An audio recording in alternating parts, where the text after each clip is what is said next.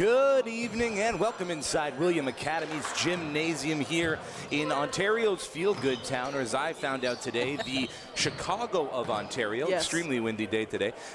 We are in Cobourg, Ontario for the OSBA Game of the Week. Men's East Division #1 seed Royal Crown visiting the #2 seed William Academy. J.J. Evison alongside Sydney Holmes. There's only one story we could possibly start this game with, Sydney. It's Ifeosa Oliogu, recently committed to Butler, the star of this William Academy Vikings team. What are you expecting to see from him today that can help get his team a victory?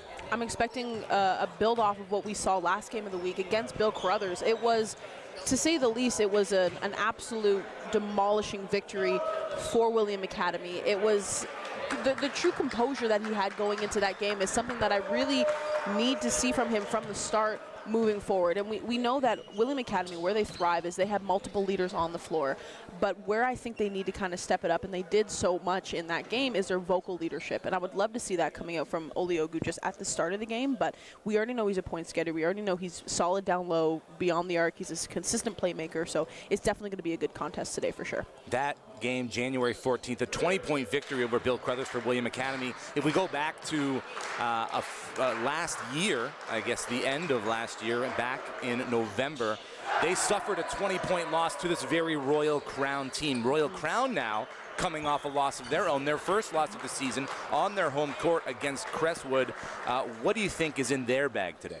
I think they just need to keep up that fast-paced basketball. That's something that Royal Crown does, and they do very well. And I know head coach Mike DiGiorgio, he kind of spoke recently to say how they just need to kind of shake it off, shake that loss off, and go back to what they do well. Fast-paced basketball, pushing the pace the entire time.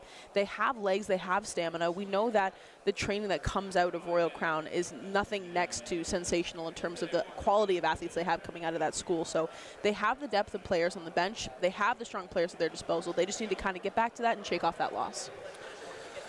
If you're looking at your game notes and your rosters, a couple things to keep in mind. Andy Hemau, number 30 for Royal Crown, is out with an injured ankle, but Yana Feely comes back into the lineup, number 9 for Royal Crown. And we have a newcomer to William Academy wearing number 13 today, Danny Dodvent.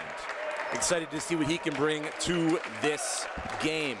Starting lineups for William Academy, obviously number 11, Ifeosa Oliogu, number 24, Genovi Cabella, number 2, Cameron Ewers, number 23, Keone Sacco, and Tristan Darko wearing number 6. For the Royal Crown Lions, who are in the Navy uniforms, number 4, Kimani Walters, number 24, their leader, Justice Hazley, Yana Feely rocking number 9, the big man from down under, Xavier Ice-Toman Monroe rocking number 6, and lastly, number 11, it's Sartaj Bangu. Your officials for today's game are crew chief Bruce Covert and umpires Ryan Quinlan and Connor Barbo. Time to get this game underway. It is open house night here tonight at William Academy. The Lions pounce first. Block at the top by Oliogu. Vikings out and on the run. Ewers slows it down and gets it to Darko. The first few minutes of each quarter, Sydney, are going to be important. Their last meeting, the Lions went on an 8-0 run to start as Cabella gets 2 to go. Went on an 8-0 run to start the first quarter, then a 12-1 run to start the second quarter, so it's good that William Academy see the score sheet here early. Sometimes it's hard to come back from such a strong deficit to start the game, so if you're able to start strong, it's easier for you to kind of keep it going out. Hazley shot off the mark, a plethora of white jerseys there to collect the rebound. And you gotta send a lot of your players to the defensive rebounding areas because Xavier Ice-Toman Monroe and Yana Feely are 2 of the best offensive rebounders in the league. That's a travel on Darko. A bit of a miscommunication there on defense. I think they honestly got let off a little bit. Tristan Darko didn't really have anywhere to go, but Royal Crown, they switched that man on defense, so it completely left him open from beyond the arc, so best believe they won't make that mistake again. It's Bangu far side, working on Keone Sacco. Playing 5-out offense here are the Lions. Hazley takes the handoff. More perimeter ball movement. Hazley pulls up from beyond the arc. No. There for the rebound and the putback, Yana Feely.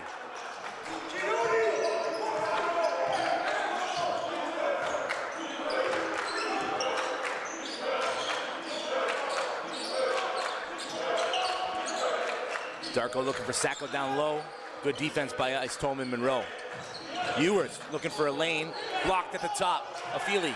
Ewers gets the rebound, finds Darko in the corner. He's going to attack baseline and kick it back out. Foul's called on Kimani Walters. I think we've seen consistently now that both teams are hard fighting in this match. I mean, again, we still have 8 minutes left in this first quarter, but there has been no easy baskets whatsoever. It's rotating the ball at least 4 or 5 times before you can get a slight opening. So hard defense from both sides. Oliogu corner 3 on the inbound pass. That's tough. Correction on the foul. It will actually go on Sartaj Bangu, who's working into the post right now. Kicks it out. Shot is up. Well off the mark from Walters.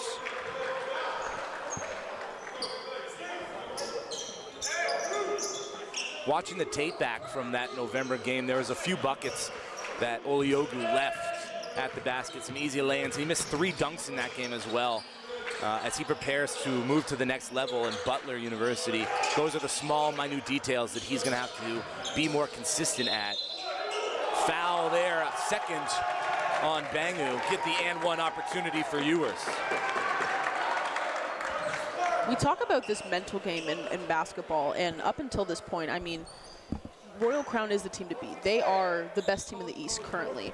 7-1 record that they're currently hosting right now. So even with that, though, they're coming off of a loss. So the mental game is they have something to prove because they were looked at as the winningest team in the East Division. And even though they still are, that loss at any time can kind of affect you. So William Academy, they're coming out with an aggression, and they're coming out trying to force Royal Crown's hand early. And I want to say, even though it's only a 6-point difference right now, it's kind of working. 3.5 minutes played, 8-2 for the home team. More perimeter ball movement here from the Lions. Hazley picks it up. Cabello read that, got a hand in the passing lane, shot clock down to 10. Trying to find a lane is Afili, giving it to the big man off the mark. Good defense by Cameron Ewers, a 6'3" guard, class of 2026. Fantastic. I need to point out that too, Cameron Ewers, what you need to do is, there was a strong mismatch. Obviously, Ice Tolman Monroe is miles taller than him, but what you need to do is you have to step and almost position your body half in front of him and half behind. Put your arm in front and try to allow the point guard to think he can throw it over top of you, and like we saw there, he threw it out of bounds. TJ Richards and Cairo Perry check in for the Lions. Good move to the basket, Keone Sacco. He's fielding an offer from Long Island University, originally from BC. Lots of players from across the globe. Obviously, the Andy Hemau from the Philippines, Ice Tolman Monroe from Australia.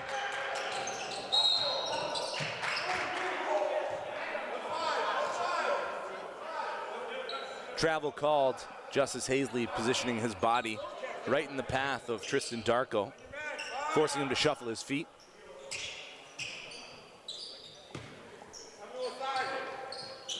Lions stuck 8 here. That's an over and back. Kimani Walters just towed that half line, that timeline, didn't he? It was close. We'll get a better look at it after, but William Academy, they're doing kind of like a loose man defense where if their man's at least 2 passes away, they're very much centralized within the zone, so, or within the key, sorry. So, and it's honestly working because it's eliminating those cross-key passes. Sacco looking to beat the big man. The Ice Tolman Monroe gets a finger on it. Hazley looking to push the pace, kick ball. Good job by Oliogu to stop the transition there.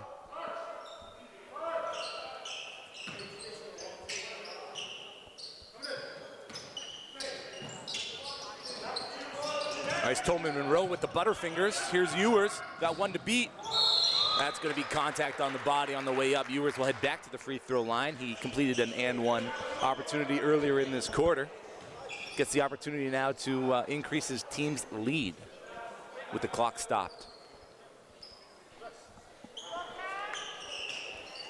In comparison to a lot of Royal Crown's games, the majority of the time, a lot of teams are forced to play catch up with them. We're seeing they perform at such a high pace that a lot of teams are forced to kind of adapt to their play style. What we're seeing now is William Academy is pressuring them so much that instead of having to just kind of go down on a fast break opportunity, they're forced to set up an offensive rotation, which is in their disposal, but they're not used to that on a consistent basis. So we're seeing that it takes them a second to know what play to run.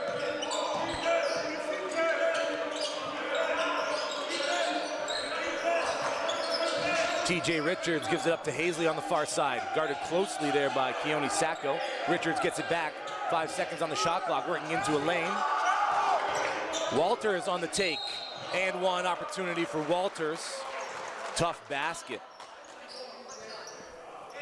Foul's going on Genovi Cabella. I think, again, kind of like how I just mentioned, that was a solid solo effort there from Royal Crown, and a good drive into the net there from Walters, going to line for the extra point. But it took them so long to figure out what they even wanted to run on offense. And I think Justice Hazley tried to solo drive inside. It didn't work out. Ice Tolman Monroe again is fighting inside, but there was no cohesiveness. It was like they were all individually trying to do a different setup, and you can't have that. You need to have someone come down, take the initiative to call a play, and just run it throughout. And there it is. Walters gets the extra point. Keone Sacco and Genovi Cabella head out for the Vikings as the three is up and off the mark. Rebound corralled by Perry. And here come the Lions. Gonna slow things down in a half-court set now. Deng McKeer checks in along with Trustodia. And Deng McKeer not afraid to stroke the three. It's a three from the Lions. Offensive rebound. Ice Tolman Monroe now backing down his defender. It was Oliogu. Oliogu picks up his second foul.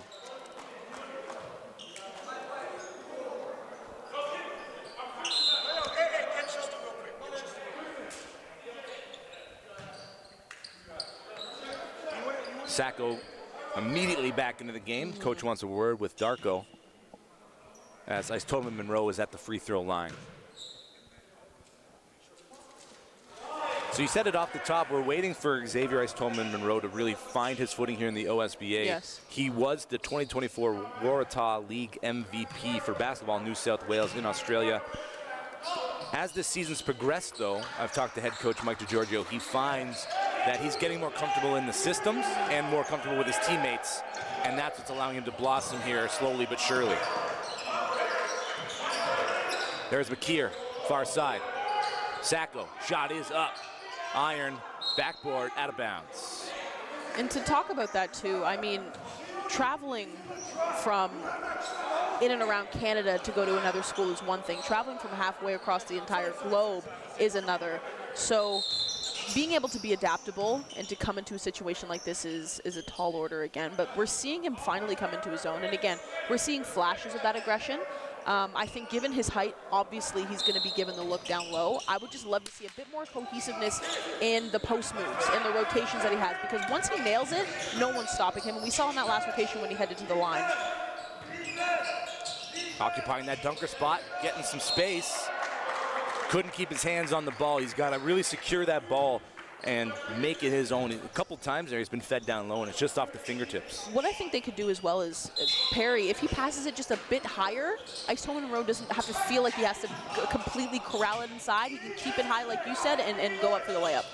A little confusion on the defensive end from the Vikings. Sees Hazley open for a three-point opportunity. That's off the mark. Here comes Oliogu over the timeline. Euro steps. Sacco for the rebound, doesn't get it to go. Second chance opportunity. Oliogu looking to jump over everybody. 4 chances, but finally the ball falls for the Vikings.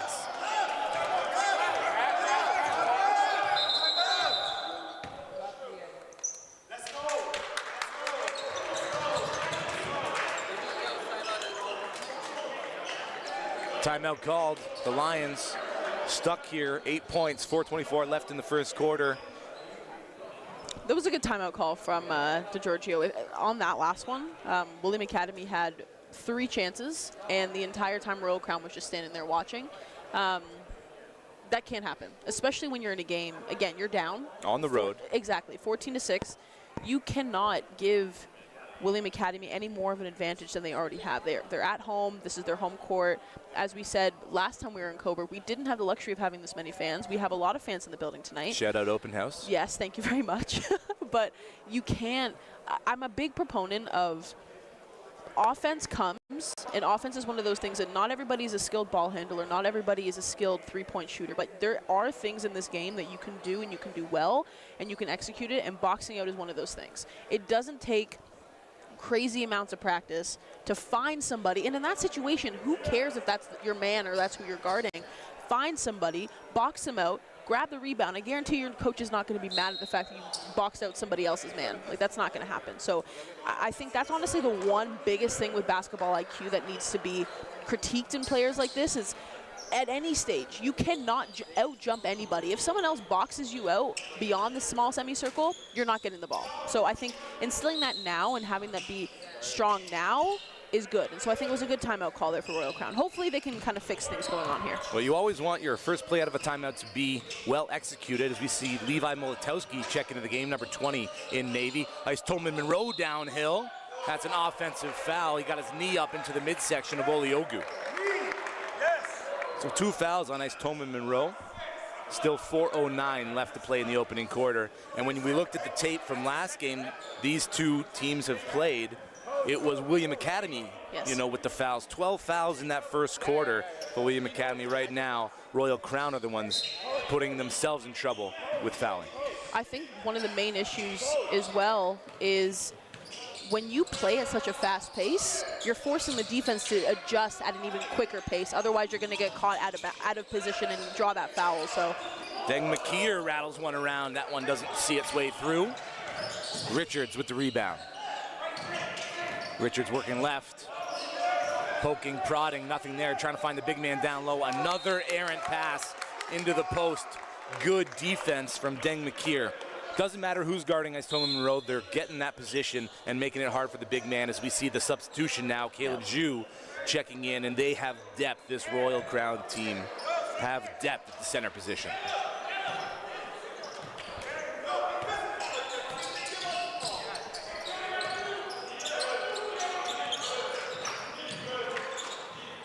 Nice keep and take by Sacco. Oliogu there fighting for the rebound. 3 blue jerseys, but no one can stop them. And second chance opportunities are what's propelling William Academy to this early lead. 10 points yet again. Here's Walters. Into trouble. Molotowski from deep.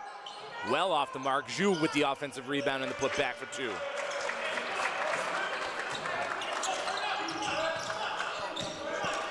from both sides, we're seeing a lot of fast, quick substitutions. They have the depth and they have the talent to be able to do so. Odia's shot off the mark. Rebound swallowed up by Zhu. Here's TJ Richards into the front court. Gives it up to Walters. Hands it to Molotowski, who's going to dial it from deep. Back iron. Odia fighting for the rebound and comes away with it. Looking ahead. Finds Ewers. Ewers into the paint. Nice floater. Doesn't get it to go. Had the soft touch. And that's knocked out of bounds off of Cairo Perry.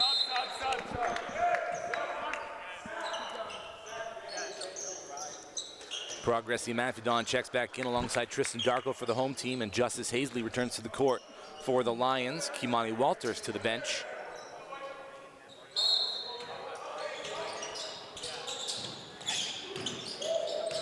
Sacco finds time and space, gets his own rebound, jump ball called, possession arrow favoring William Academy.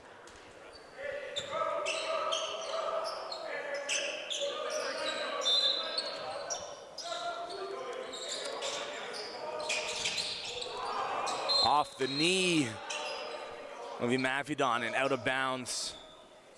Tough. That's tough. Just got to be, the pass has got to be in the right spot, right? On a bounce pass especially. Exactly, and that's a hard angle too. I think anywhere down low, if you have a player coming towards you, a bounce pass is hard anyways. I think at that point, you just need to do a chest pass. Hazley working on Darko. Up and under, nothing there, didn't have the space. Comes up hobbled, Zhu finds Hazley, who's trying to body underneath. Can't get it to go, foul on McKeer. And Hazley there holding his left hand, a finger on his left hand there. Maybe we'll get an update on that at the quarter break, if not the half break.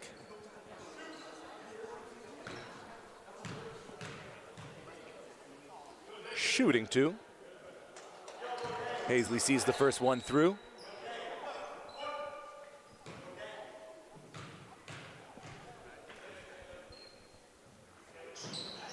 Back iron on the second one, Sacco fighting for the rebound.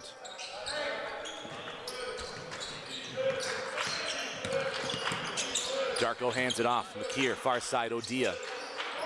He's given lots of space there by Hazley. Seems like a little miscommunication. Imafidon puts it up. No, Sacco fighting for the rebound, knocks it loose. Imafidon collects the garbage. Darko wanted it on the near side. Doing a little dance. He's got 5 on the shot clock. Imafidon back to Darko. 2 seconds left on the shot clock. Throws it up. That's off left. Tough shot. Late in the shot clock. A couple of different rotations there. I was going to say the problem with that one is it wasn't for a lack of trying. I mean, especially when Darko took the ball back up at the top, he tried to set something up. The problem was that there was a lot of people that were just standing watching. And again, at that point, when a play breaks down, pass, cut, fill. You just have to go back to the fundamentals. So I think next time down, if they go back, once a play breaks down, don't stand there looking. Just go back into what's tried and true. Cairo Perry shot finds Hazley on the rebound, looking for the big man, Zhu, down low. It's Richards who dials it from deep off the front iron.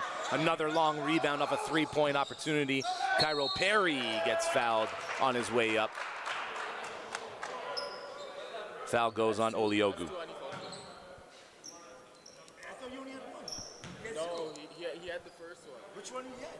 The first one where the big guy was going up. The first one went to 23. The first foul went to 24. The first foul went to 24. Yeah, but there's 3 fouls, so either the first or second. Because the ref said 4, but Perry misses the first. oh man. You didn't even tell me that he got it.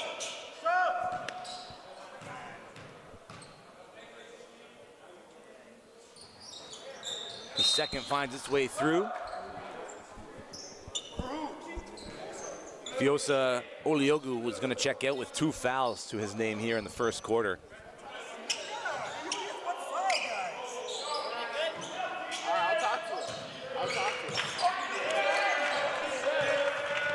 Darko over the timeline. To Sacco, they're going to reset at the top with McKeer. Action on both sides. McKeer's going to keep. Zhu gets a hand on it. Hands in the passing lanes. Hands in the passing lanes.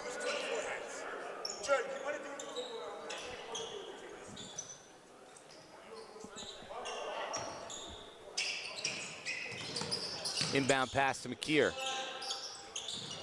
And the Vikings working around the perimeter, looking for Odia inside. He gets it.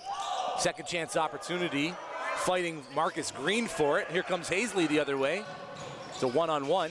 Nice take, finding the lane, scoop, score, Justice Hazley.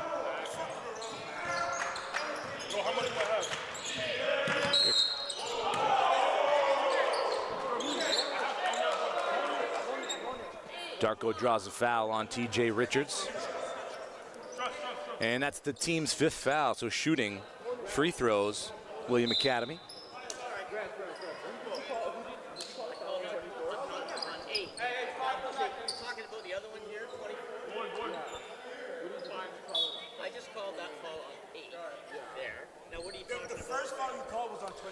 A little bit of a discussion here about who has how many fouls.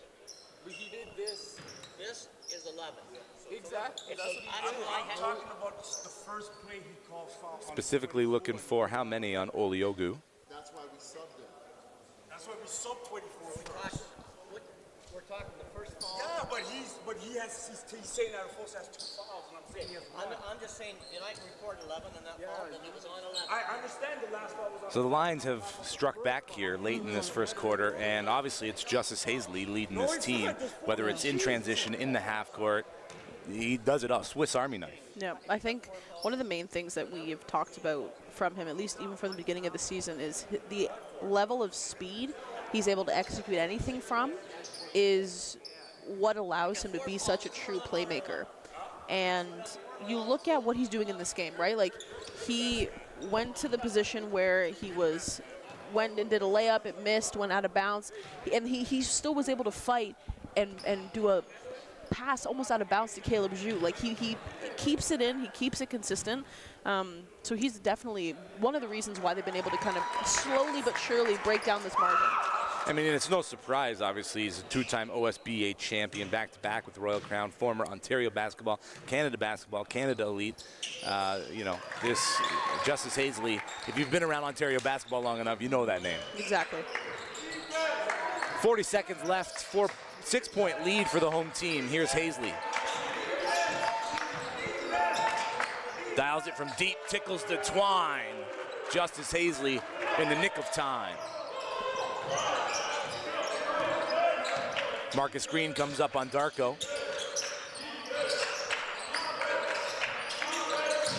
Nice find to Sacco inside. He beats Zhu to the elevation. Gets it off the backboard. Shot clock turned off. 10 seconds left in the opening quarter. TJ Richards working backwards. Shots up from deep. There it is. Levi Molotowski puts 3 into the quarter. And at the end of 10 minutes, it's a 20-18 lead for the home squad. They saw a nearly 10-point lead fade away over the end of that first quarter. As we step aside for a quick break, we'll be back with second quarter action here from William Academy on this beautiful Wednesday OSBA Game of the Week.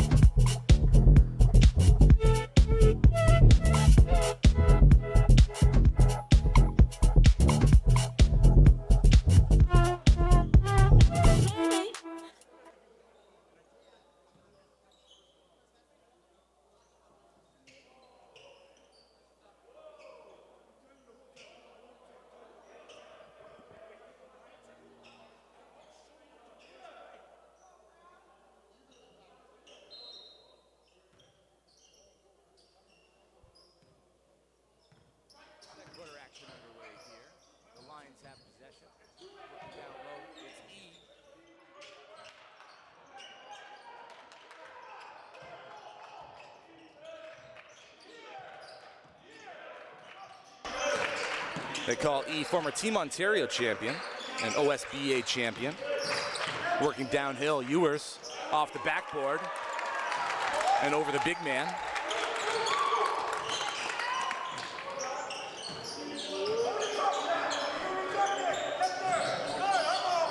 The pass intended for Marcus Green, just a little too hot to handle.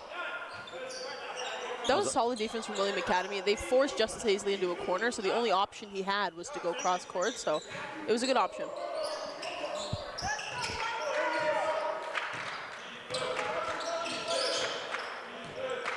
Darko dances past the half line.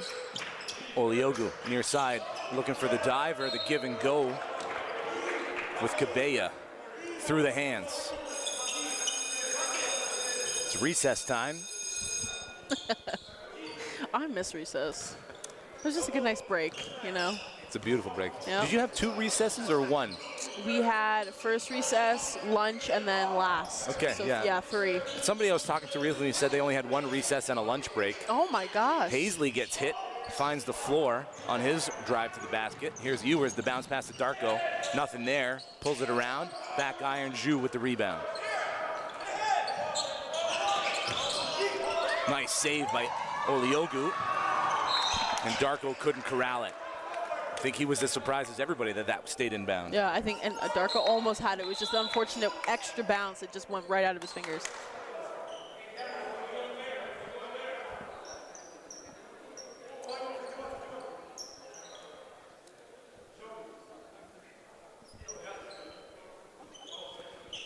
A little bit of pressure here for the Vikings. And you've seen William Academy run that 2-3 zone quite a bit. And if they're late on the rotations, that's when they can get in trouble. But right now, they are swarming with hands in the passing lanes. Wide open, Cabella, feet set. Backboard, no good. Ball's down low. E comes away with it. Hazley looking for the lob. Oliogu swats that away. Ahead of everybody now is Ewers. One-handed jam. Cameron Ewers, the 6'3 guard. Class of 2026. Out on the run, nobody's stopping him. Yana Feely from the corner. Side of the backboard, Marcus Green with the rebound. Into some traffic. There's about 9 jerseys in the paint. Ball bounced off of the foot of E and out of bounds. Turnover, William Academy ball. Continuously, I think that what they're doing well, William Academy, is they know Justice Hazley's going to bring up the ball. Like, that's for sure. So what they're doing is they're forcing him so completely. It's like they're almost, at that point, there was 3 players, but they're forcing at least 2 all the way down low corner, and the only option he has is to either throw it moving from out of bounds to the top of the key or to the corner, and they haven't been able to kind of grasp how to beat that play yet, so William Academy's doing it flawlessly. Oliogu wants it on the block, working on Green. Can't get by him, Green there. Keeping his feet set, nice pass, nice finish. Cameron Ewers having a game. We've always known him to be very athletic, very physical, and very present in every single game, but now it's finally showing up on the scoreboard. TJ Richards backs it out, was poking and prodding, working on Darko, goes up, off the backboard, nothing there. Offensive rebound of Feely as he fades away, gets the stroke and the lucky bounce. Nothing you can really do on that one. I mean, the fadeaway pull-up jumper is just as nice as it can get. Sacco accepts the pass from Cabella, hands it off to Oliogu, who's got a lane, and he just leaves that one off the rim. The Lions have numbers, don't know if they recognize it. Green steps in, finds a shooter in the corner, rattles that one through, ease on the board. 26-23, 6:40 left in the second quarter here from William Academy in Ontario's feel-good town, the game of the week. Green almost comes away with the steal. Cabella, Oliogu. A little sloppy play, Oliogu looking for the lane. Loses the handle. The ball's a little slippery today. Here's a Feely working downhill. Travel. That all started from TJ Richards. That was some solid defense down low and a beautiful execution there to kind of get the rebound for Yana Feely. So it all around solid team effort. We got a timeout on the floor, the first of the second quarter. So 60 seconds on the clock for that. And right now, this game has been beautiful back and forth defensive effort on both sides. We talked about offensive rebounding, that playing a big part. Both teams getting their fair share of second chance opportunities. It's honestly coming down to what team can get set up the fastest. And I think on the last few offensive rotations for Royal Crown, William Academy, like you said, JJ, they've been kind of falling into like a 2-3 zone-ish press. So they're picking up before half, and they're forcing Hazley all the way to the low corner, which completely eliminates him from the play, which is smart because if you allow him to get over half and get set up, he's a playmaker. So he's going to be able to kind of see where his players are, how to best utilize them, and that's something you don't want to do. So kudos to William Academy for kind of disturbing that. What I want to see Royal Crown do is honestly try to run the ball through somebody else. And they did that on the last play when they subbed him out. Try to run through a rotation where Hazley doesn't have the ball on the first option. He's maybe the second or third. That way you can kind of throw William Academy a little bit off track, allow someone else to take up the ball so you have him open so he can be a different asset. And I think that last rotation when we saw without him on the floor was a solid effort for Royal Crown, and it ended up in 2 points. TJ Richards is going to see more of that ball handling time with Andy Himau out with that injured ankle. Himau had a great performance against William Academy back in November. He seemed to make every single play, the right read. Travel called on McKeer, he shuffled his feet, good defense, Kimani Walters.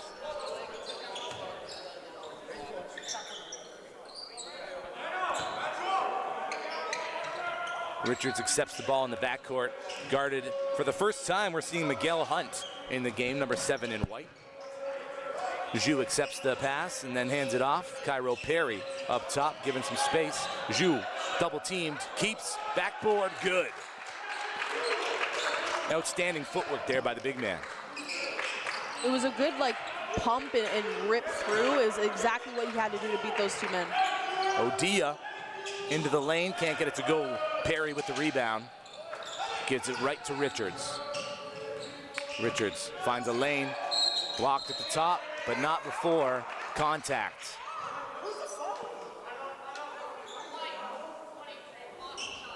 Keone Sacco is going to draw the foul there. That's his first. So TJ Richards to the line, former UPlay Canada teammates with Ishan Sharma, last year's MVP of the OSBA, former Fort Erie International Academy player, currently playing at Virginia. Yes. Had a slow start to the year, but of course he's a rookie.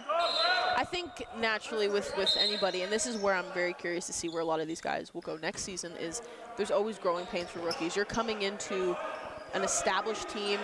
They know their rotations, they know their starters, and they don't sub as frequently as we see in these two teams right now. They have a set team, so I'm very interested to see the players that can kind of make their impact at the next level next year. There's a 2-on-1 there for William Academy. Come up empty. Richards dials it from deep. That misses everything. All knotted at 26, 5:13 left in the second quarter. You mentioned, yeah, rookies in trouble finding their footing, unless you're somebody like, you know, Toby Fournier. Yep. I mean, there are teams and players that just have like a natural fit. There's also, the transfer portal has done wonders for a lot of players in the OSBA, mainly like Elijah Fisher. He's on his third school, but again, now he's flourishing. So it's just finding that right match for you and also knowing that you're not stuck. A second chance opportunity in and out. Oliogu can't believe it. Another rookie who's just putting up, you know, eye-popping numbers in NCAA, Silas Swords. Yes. There in Michigan. And that's again, no one usually used to think of Michigan as like a basketball school, but she picked it and it was the right choice for her, and she's thriving in that environment. And especially as a rookie, as a freshman, being able to put up the numbers that she's putting up is amazing. Walters, 7 seconds left on the shot clock, attacks Oliogu. Oliogu does a good job to stay vertical. Odia into some contact, doesn't get it to go. The Vikings fighting for an offensive rebound. Miguel Hunt looking for it in the corner. That's blocked by E. Knocked out of bounds. Baseline out of bounds for the Vikings. As Xavier Ice-Tolman Monroe checks back into the game for Caleb Zhu. Timeout, another timeout on the floor. Going to talk things over with a baseline out of bounds in the offensive end. If you're the head coach of William Academy, you got a couple of options here. What's your go-to? I always try to do these predictions. I think typically it's you always do a pass and screen away option. A good, honestly, call for the timeout because Ice-Tolman Monroe is checked back into the game, so that honestly changes kind of your perspective. What I would do is I wouldn't try anything down low. I honestly think that it's a bit too risky to see if you can kind of draw a foul. I would have it be inbounded. And somehow, if they can bring it back to the top of the key, have whoever inbounded the ball flash up to the top to the elbow, make that a dish pass, and then see what you have from there. If the shot's open on the elbow, take it. If it's not, the person who passed the person on the elbow should just streak inside, go for a layup and draw contact. But regardless, I would love to see the ball come up to the top, give them more of a full court option. But again, if you have the option to post down low, and you call for the ball and you break the play. Well, I mean, if Ice-Tolman Monroe comes outside of that semicircle and Oliogu has a back door, that's going to be open. You take it. Timeout for the half. Yeah, that's it, coach.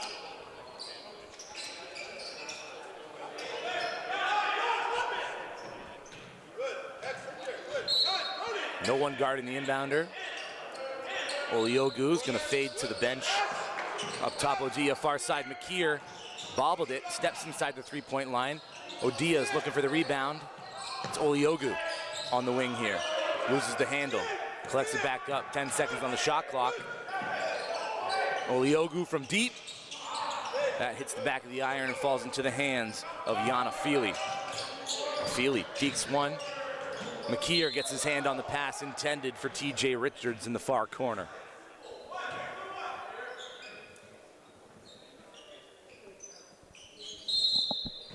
Now, if McKeer caught that pass cleanly, he would have had a great open look from 3. He once went 6 from 11 from 3 in a game. Not afraid to dial it from deep. And McKeer picks up the foul. It's going to be a blocking foul. That's the second on Dan.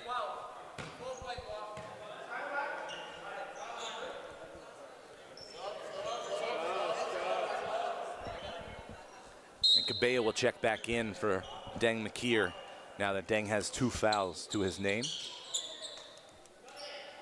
A couple players with 2 for Royal Academy, and then I believe a couple players with 2 for Royal Crown as well. So we're getting into some foul trouble as we get closer to this half here.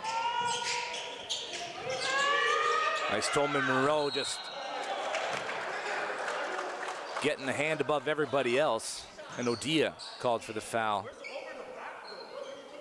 That's 2 on 10. That's 2.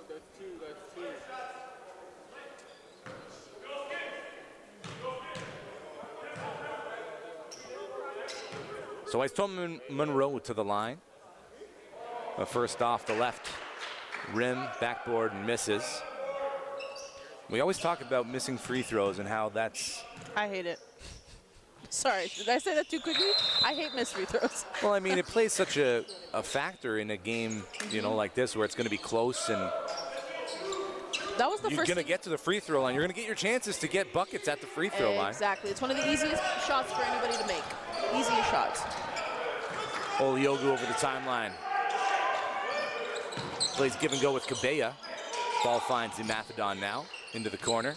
Here's Hunt trying to find a lane, baseline, turns around. Cabella bails him out, 6 on the shot clock. Cabella working left, cross court. Sacco shot from deep, back iron, no. And into the hands of Perry. Walters with his head up the whole way. Charge, well read by Ifyoso Oliogu, and tough foul because he has 2 fouls, so he read that perfectly, knew that was going to be a charge. I think at any point, and again, that's such a good point too, JJ, is at any point the ref sees you hesitate, that's your foul. If at any point on defense, if you're standing straight up and you make the slightest movement, that's going to be a foul on you on defense. So good on Oliogu just to kind of take it right on the chest. Mikhailo Lipka checks in for Royal Crown as they go with a smaller lineup here with 3:15 left in the opening half. Cabella gives it to Macedon. Darko, feet set in front of the bench, front iron. Perry with another defensive rebound. Richards gives it over to Perry. It's Walters now in front of his bench on the wing. Lipka trying to beat Sacco, looking for a back cut. It's there. It's a 2-handed flush by Yana Feely. That was a beautiful pass effort, though. Also, it was like a 2-handed bounce pass. I haven't seen one of those in a minute. Yana Feely was a Session 4 standout with the North Pole Hoops as Oliogu goes downhill, right into Perry, can't complete it.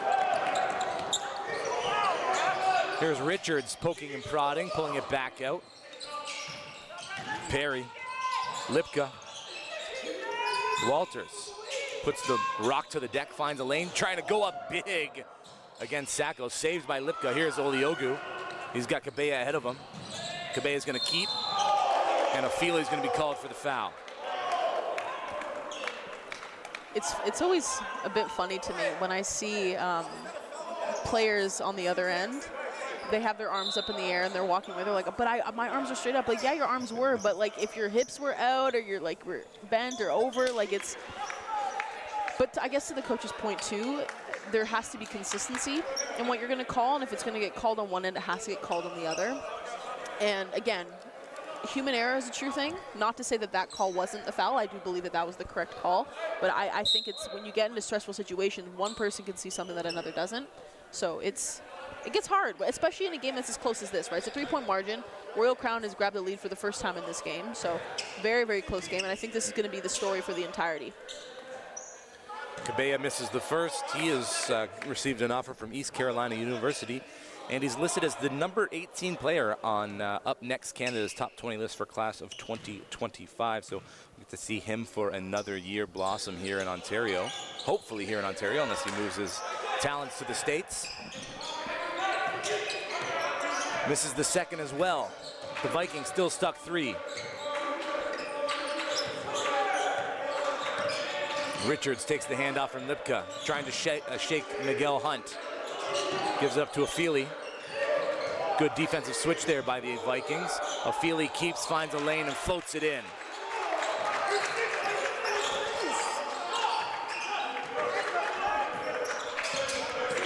Mafidon moving downhill. Ball goes out of bounds, last touch by the Lions. 1:44 left in the opening half. Oliogu comes back in, as does Sacco, and that will send Mafidon and Hunt to the bench.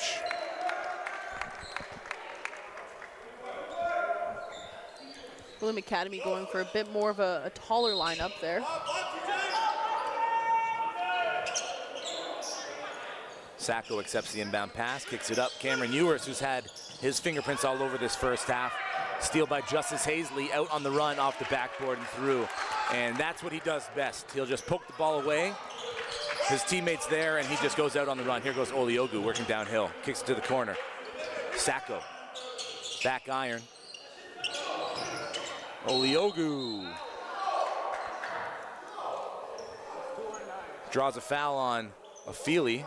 There's some confusion as to whether or not the ball went out of bounds, but the play results in 2 free throws coming up for Oliogu.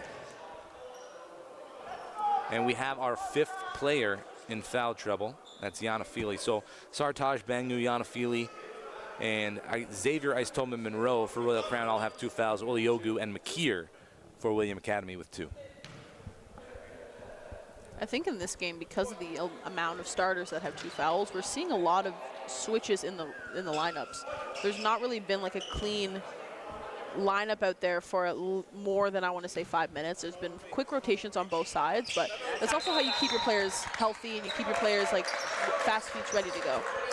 So it's a 6-point lead for the Lions, who have just called the timeout on the floor.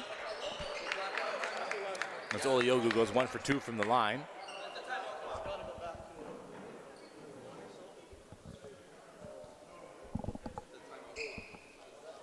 We're seeing it right now, 33-27 lead in Royal Crown favor. One of the things I think they're doing differently in this one is, again, they're pushing the pace.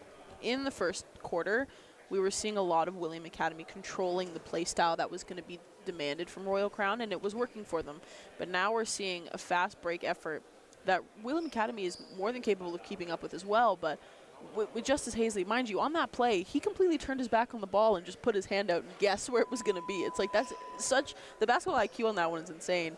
And like you said, JJ, knowing that he can just tap the ball on defense and run, that's something that you can't immediately just pick up into a game. They've practiced that. That's something that they know is at his disposal. You tip it, you trust your team on defense, they chuck it down to you, that's an easy 2 points.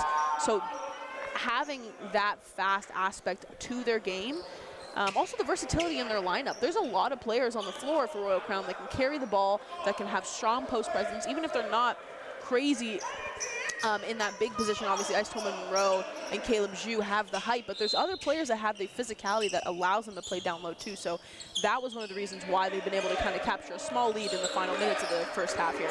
Yeah, roster depth for the Lions, definitely one of their strengths. Coach Mike DiGiorgio not afraid to go deep into the bench. Marcus Green with the 3 that finds its way through. Lead now up to 9 for the Lions. Darko working left. Loses it out of bounds, looking for some contact there. Nothing being called.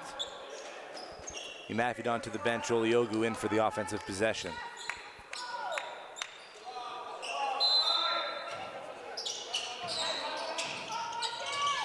Darko looking for somebody in the middle, finds Oliogu. Oliogu uses his body to get to the rack. Can't get the rebound. Knocked out of bounds off the body of Sacco. Royal Crown maintained possession. And we're gonna see this offensive-defensive substitution for the remainder of the half.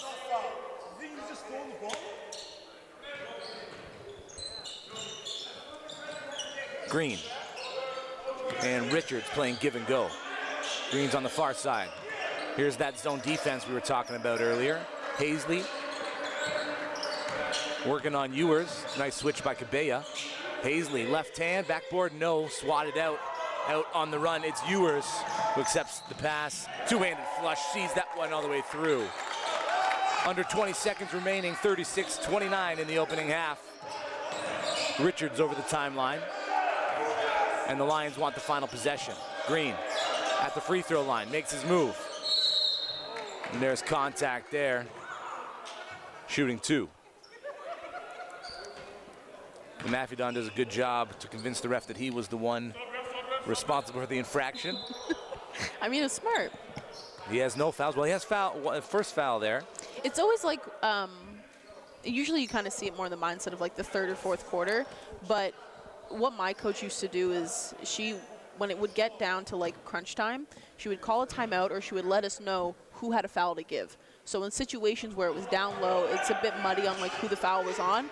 We knew what players had fouls to give, and if there was ever a foul down low, we'd be like, oh, my fault, my fault. Even if it wasn't, we would take it, so that way we wouldn't get into foul trouble with our key players, right? It's a bit of a trick, honestly. I don't mind it. I think it's smart basketball. It's heads-up basketball, so.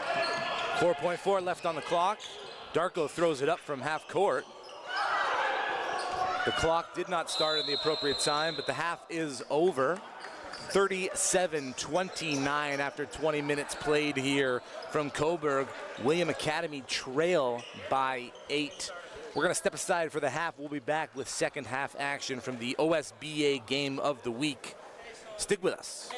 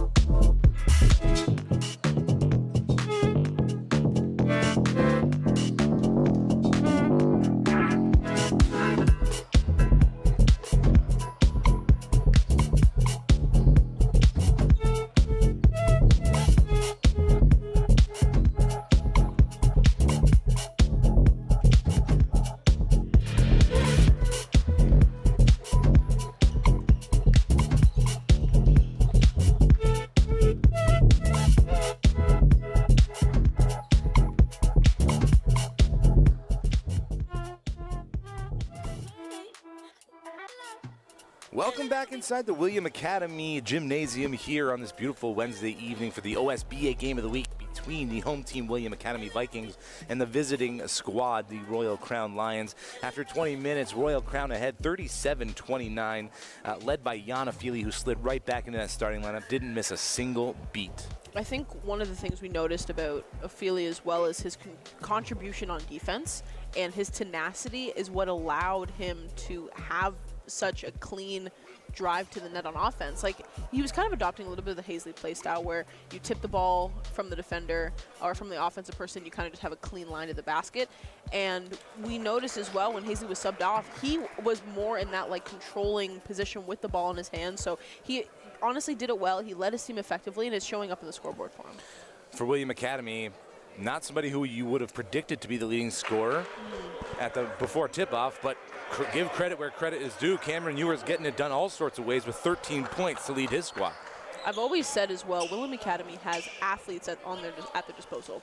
And one of the things as well is when you have players on your team that get into foul trouble. We saw Ifosa Oliogu got 2 fouls early on in the second quarter. So he had to step up, and we've always known him to be a playmaker. It just he hasn't had the ability to truly show it because of the players that are on the court with him. So the way he's quick at cutting into the basket, using it, we saw, what, 2 dunks in the first half? So nothing shy of impressive, and hopefully he can continue that going into the second half here.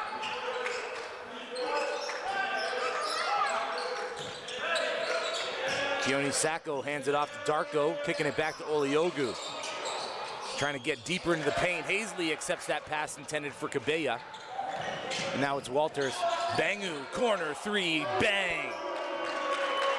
Ooh, that was gross. We're seeing a zone defense actually here for Royal Crown. More of a centralized play, and William Academy don't know what to do with that. I'm sure they have a few ideas. They just got to get into that rhythm. Kabeya tries the jab step, moving downhill, cross court.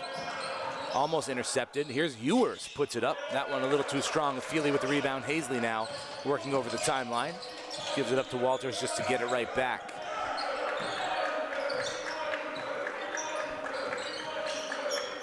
Some good motion here by the Lions trying to cause some confusion. Nice Tolman Monroe. Can't get that to go. Darko with the rebound. Fiosa Oliogu off the mark. Corralled by Hazley. Ahead to Walters. Walters downhill. Doesn't get the roll around the world. And now it's Darko on the far side, one of the better floor generals in the OSBA. He's also a coach to the BME youth team.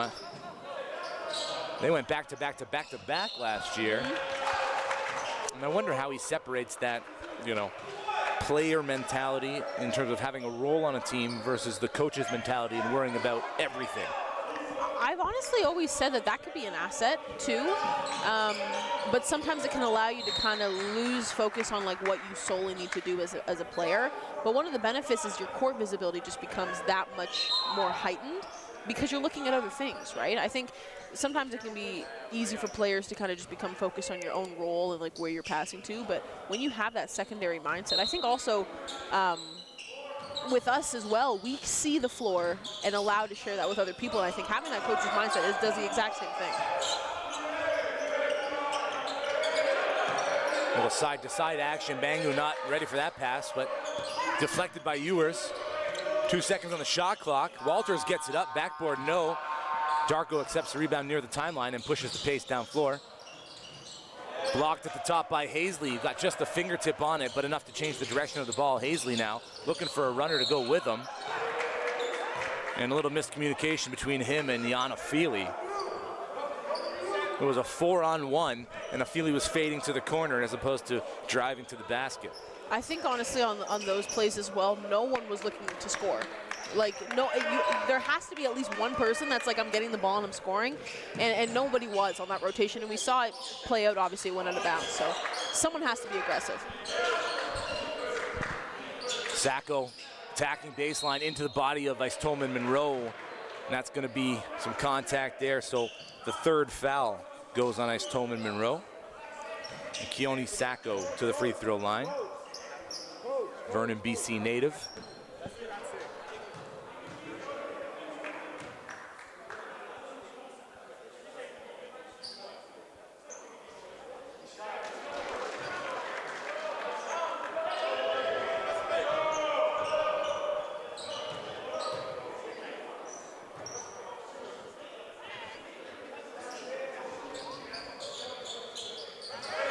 Sacco perfect from the charity stripe on that trip. A 9-point lead, 2.5 played here in the third quarter. Lions ahead. Ice Tolman Monroe just turns and elbows Oliogu in the chest area. That is 4 fouls on Ice Tolman Monroe.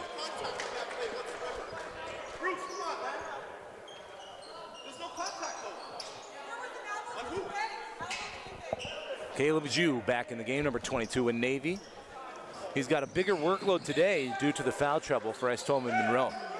Able to hold his own, however. Darko over the timeline, turning the corner. Nice stutter step, scoop scorer off the glass is good.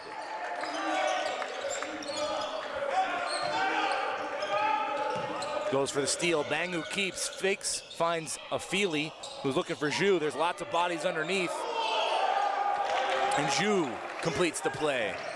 It's hard to pass when you're that low, but good work on Caleb Zhu to kind of get it off there.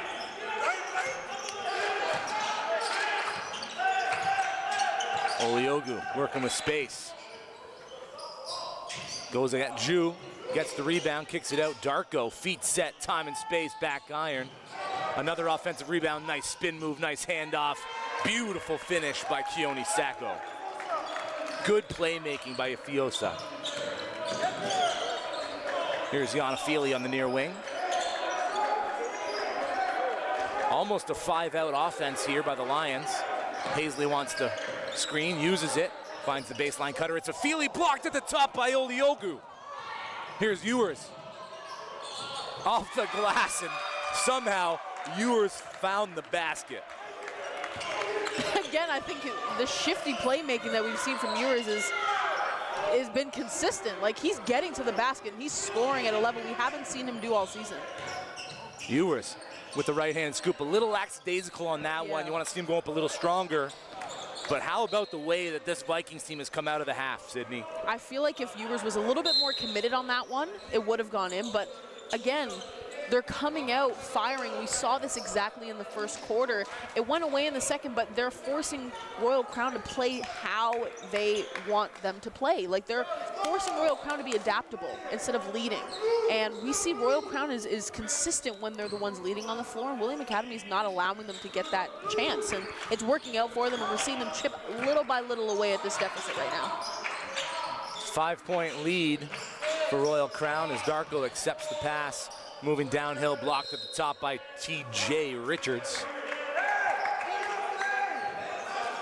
So looking to get to the basket every single time, not accepting, the perimeter shots right now. William Academy forcing their hand downhill.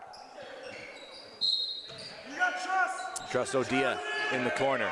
Gives it up to Darko. The shot clock was down and no one told the players on the court. And that's the responsibility of everybody on the team. I totally agree with you. I also think it's the presence of the bench as well, because the coaches can yell, but it's hard, and I don't want to say this, but at some point when you hear your coaches yell all the time, you're going to learn to tune it out sometimes. Selective hearing, they Exactly. So you need that secondary voice, and that comes from your bench. Ewers misses on the steal attempt. Hazley there for the three. Odia fighting for the rebound, but Perry tips it out of his hands. Hazley now in the near corner. Stoppage in play. We're going to put 11 seconds on the shot clock as it did not reset. And the Lions have it on the side out.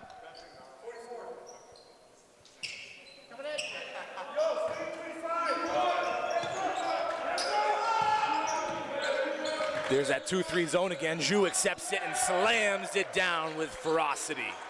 The problem with the 2-3 zone is unless you have a strong help side defense, it's easy to break. Dang McKeer hands it off to Darko. Far side Cabella looking for a lane.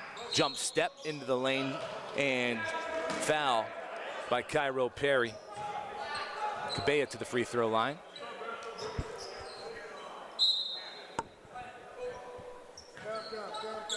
Oliogu and Imafidon check back in. Tristan Darko and Cameron Ewers to the bench.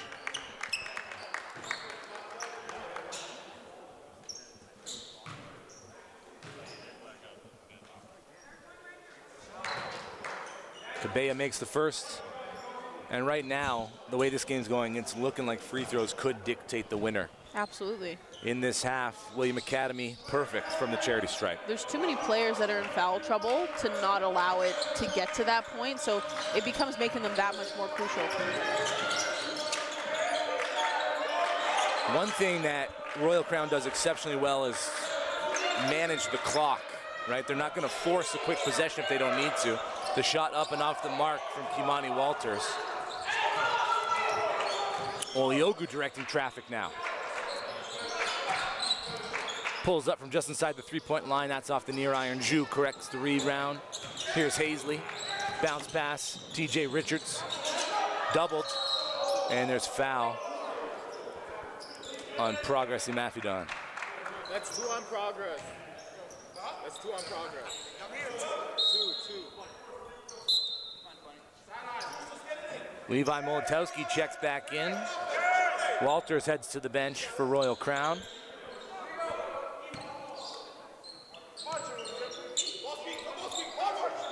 Molotowski has a three-point percentage of 46.7 in NPA Canada.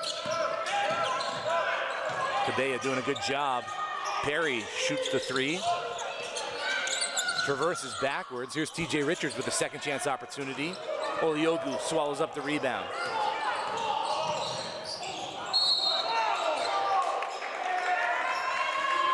Now Perry had his feet set, was about to take the charge, and then slid to the right there. And that's exactly what I was going to point out. It was the second his body moved is when he lost it.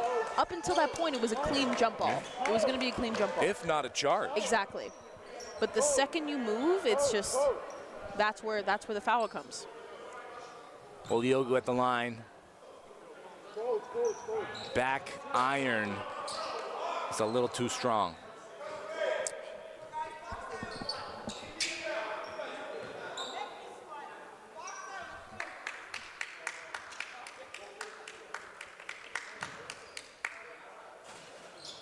William Academy 5 for 6 from the charity stripe here in the third quarter. Under 4 minutes left in this third quarter. 44-40, the Lions ahead. TJ Richards finds Zhu on the bounce pass. Going up, there's contact.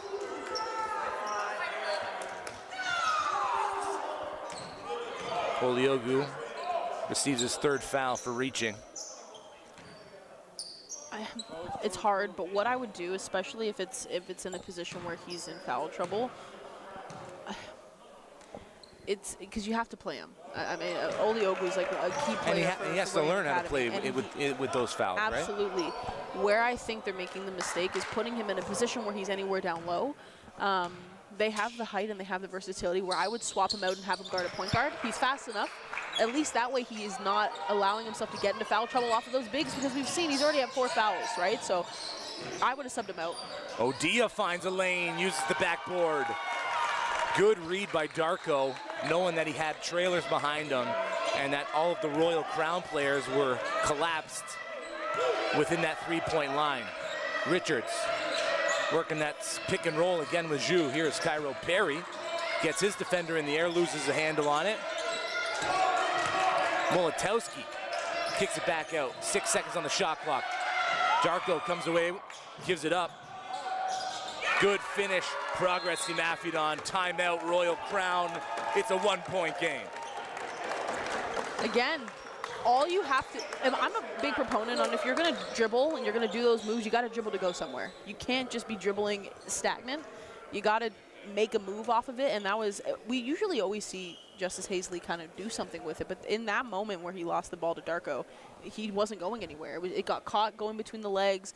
They were able to go on transition. It was a beautiful defense from William Academy. And Hazley's one of those players, too, who can switch up the pace really quick. It looks like he's just nonchalantly walking up the court. Next thing you know, he's blown by you. Exactly. And he's into that second level of defense. So Tough turnover there, but that's something that crept in the second and third quarter for Royal Crown. In the last meeting against William Academy, it was 3 travels all on the offensive end, empty possessions, both in the second and third quarters there. So that's something that they're going to have to limit here down the stretch of this quarter to prevent William Academy from overcoming this deficit and getting into the lead again that they held for the majority of that first half. Exactly. I think we're also getting into the position as well where fouls are becoming crucial for a lot of the key players. We see Xavier Ice-Tolman-Monroe. He's sitting with 4 very early on. There's a lot of players with 2, some with 3. It's getting to crucial times, and it's honestly has me thinking, should they just go into a zone, or should both teams kind of go into more of a relaxed zone? I don't know, but it seems like whatever it is, the players can't just seem to stop getting in foul trouble. I think the recipe is find what works and continue to hit it. That it is. I want to give a shout out to Iggy and Woods from Hip Hop Hoops as TJ Richards dribbles that one out of bounds.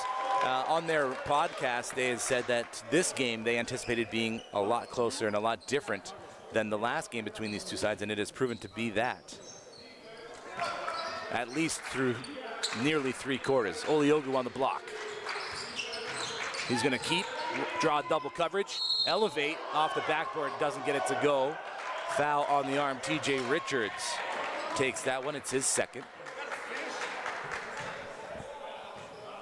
And again, we're seeing a little bit more of that, lack of finish at the rack for Oliogu, which when, you're given that size and athletic ability, that's got to be priority number 1. I also think sometimes, too, when players go in, it's like they're anticipating contact so much that they're not anticipating to even try to make the basket, if that makes sense. It's like they're anticipating getting hit, so they're not even trying to just go as if it's a normal shot. So I think next time a little tweak that he can do to his game is just drive in and make the basket. That should be your main focus. And if you draw the foul, bonus, but if not, at least you're coming away with the 2 points. We're all tied up at 45. 12 minutes and 45 remaining in regulation. 2:45 left in the quarter. Molotowski throws that to absolutely nobody.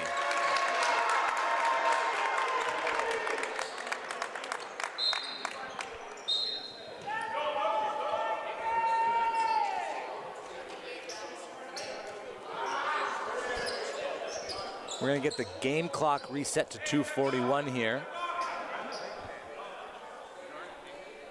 William Academy ahead by 1.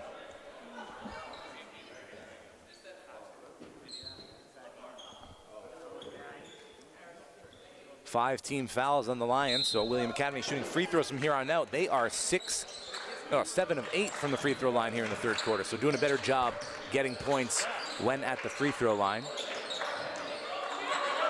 Oliogu hounded there, hands it off to Darko. Ball bobbled, but finds its way to the hands of Imafidon. Zhu with the rebound on the missed 3-point opportunity. Walters traipsing down the middle of the floor. Darko is going to get called for the foul. Walters to the line.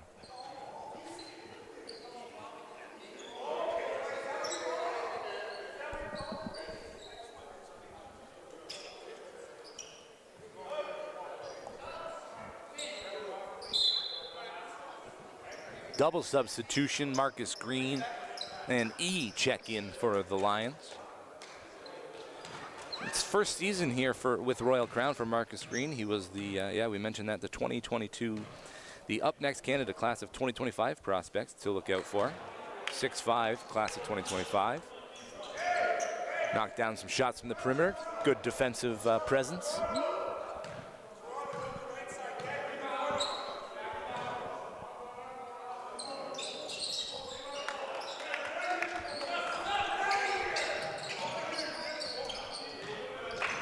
All knotted at 46, just over 2 minutes remaining in the third quarter.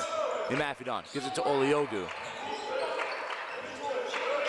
Now on the far side, Odia working on Green. Green gets a hand on it, but then contacts the arm of Trust Odia as well, so Trust to the line to shoot 2.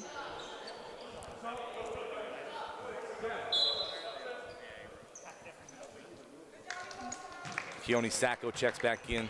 Oliogu to the bench to catch his breath. I know we've mentioned it a few times, and you specifically, JJ, but there's been 12 fouls that William Academy got the last time these two teams kind of went up against each other.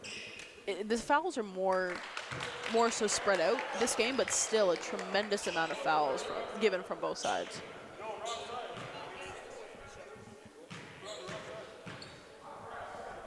it's on the right side. It's on the right side. Trust Odia goes 2 for 2. Yana Feely ahead of everybody. More perimeter ball movement for the Lions. Here's Green, top of the key, working on Sacco. Stepping back, trying to find a lane. Good strip there. And Mafidon gives it up to McKeer. Darko pulls it back, dials it from deep. Flush! Tristan Darko showing up, showing out.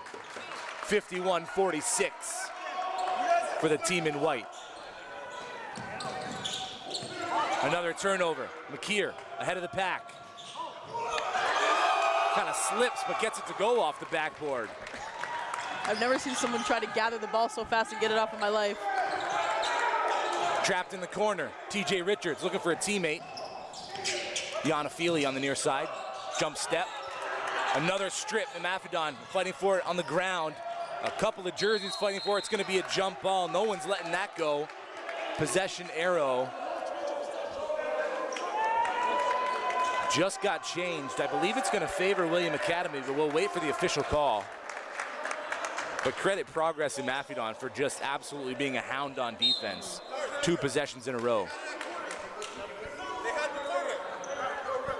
Bit of a miscommunication as well. Officials are going to come together to discuss.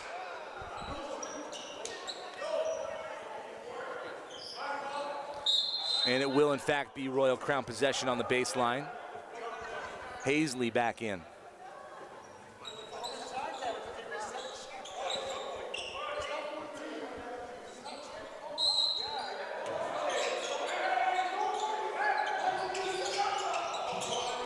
Feely can't get it.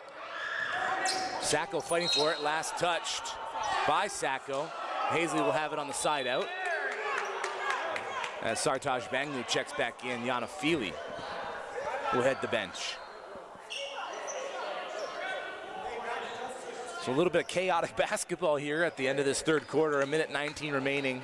The home team up 6. You know what I always used to love? Tell me. I used to love scorekeeping during close games. It's just the highlight of my day.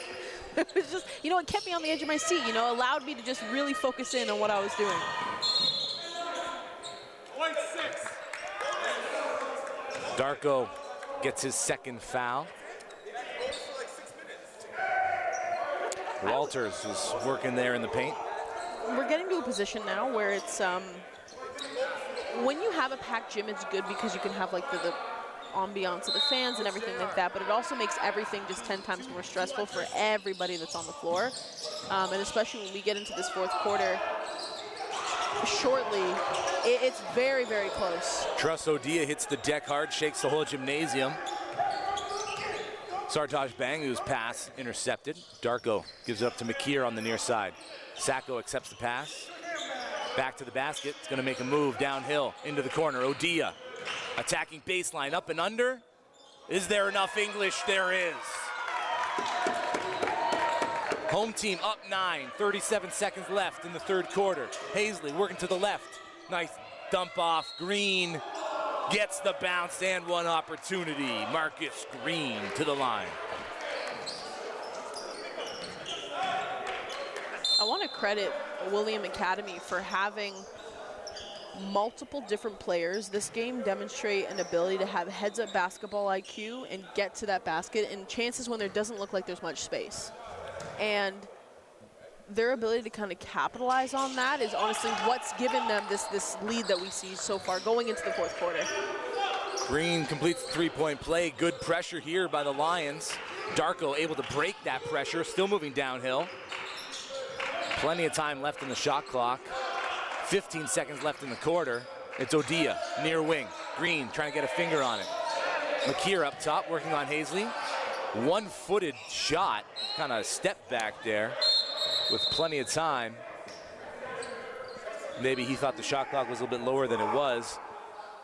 Regardless, we got 6.4 left in the quarter. The Vikings up 55-49. They're doubling Hazley. I think they're trying to eliminate that final second shot. Hazley breaks the double at the scores table, gets it ahead. Shot is up, a little too light. Rebound by E and put back. They're gonna wave it off. They're gonna wave it off. The clock didn't start in time. Erase the basket. So at the end of 3 quarters, the home team back in front, up 6 here, and a little bit of a chaotic end to that quarter. What does each team need to do, Sydney, heading into the 4th in order to slow things down, get to their strengths, and come away with a victory? I want to see no fouls is obviously hard. I want to see less fouls than what we've seen. I want to hopefully get into a position where both teams are playing hard, consistent basketball, which I want to say we did see towards the end of that 3rd quarter there. Also, and this is also just something that I've always tried to adopt myself, I don't want to see every single foul call, every single call that the refs make challenged by the players. If it's something worth challenging, trust and believe that your coach will do that for you. And we see on both sides, there's a head coach and there's a solid coaching staff coming from both sides. So believe that they are watching. If there's something that they see that's not an accurate call, they'll address it for you. Where I hate is when players come into a position where they're having to think that, no, I didn't touch him, I didn't foul. Well, you know what? As soon as you do that, it takes yourself out of the game. Focus on what you're tasked to do, which is make baskets, play hard defense, and beat the other team. Allowing yourself to focus on those fouls and the misplays is what's going to take you mentally out of it. And when games are as close as this, you're going to need everything you got. So play consistent, play hard out, and understand that your coaches will go to bat for you if necessary. I'm wondering, too, here if William Academy will be fatigued at any point. Obviously, Royal Crown has a deep bench, able to get those substitutions in quite quickly. Meanwhile, William Academy playing, 7, 8 deep only, just scraping the surface of their depth. So I wonder if that won't be a factor here in the final 10 minutes, but we shall see. There is 10 minutes on the clock. The home team, William Academy, lead this OSBA game of the week. A beautiful Wednesday, January 29th, a little bit chilly, a little bit windy, but hey, I wouldn't rather be anywhere else, Sid. In terms of games of the week, I think ourselves and everyone watching, and as well as the fans in this gym, they're definitely getting, I wasn't going to say their money's worth, but no one paid to be here today. It's just we paid in commitment and memories. So I think we're definitely getting our time's worth. I'll put it that way. William Academy came out slugging at the beginning of each of the first 3 quarters. Will they do the same here in the 4th? Darko looking for a diver, finds Oliogu, gets the step off the backboard and through. Good find, good finish.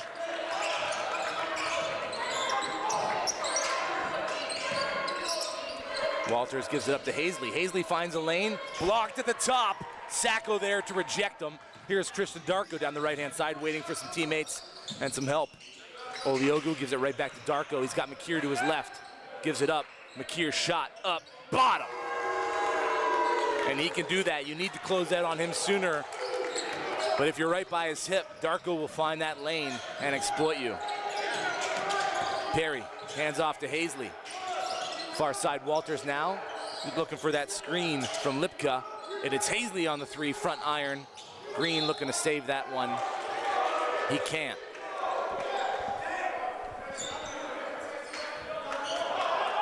You can see Tristan Darko coaching Deng McKeer here during this stoppage.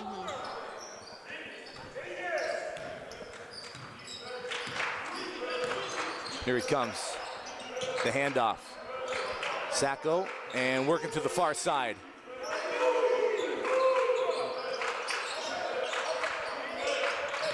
Darko tries to get past Hazley. Hazley's all up in his grill. That'll be the first foul on Hazley. First foul of the 4th quarter, just a minute, 22 seconds in. Cabella comes back in, Trustodia to the bench.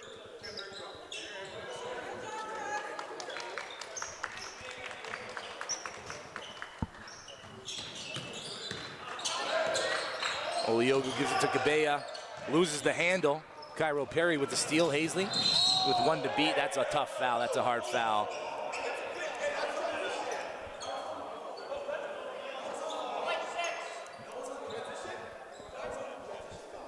Tristan Darko saying the play was on the ball. Hazley was a little bit out of control. Just an unfortunate situation there. Luckily, everybody's okay. That's three. That's three on Tristan. Although Hazley still grabbing that left wrist. I think the There was problem. a finger, now it's the wrist. I was going to say. The ailments change ever so slightly, but you know what? The body takes time, and it didn't identify the other injury at first. Inbound pass knocked loose. William Academy with an 11-point lead. Oliogu over the timeline. Uses his frame to get some separation from Walters. Here's Cabella. Working on. Lipka gets the score. Kylo Lipka been tasked with some tough defense here. And William Academy have been able to poke and prod their way around him. Here's Richards.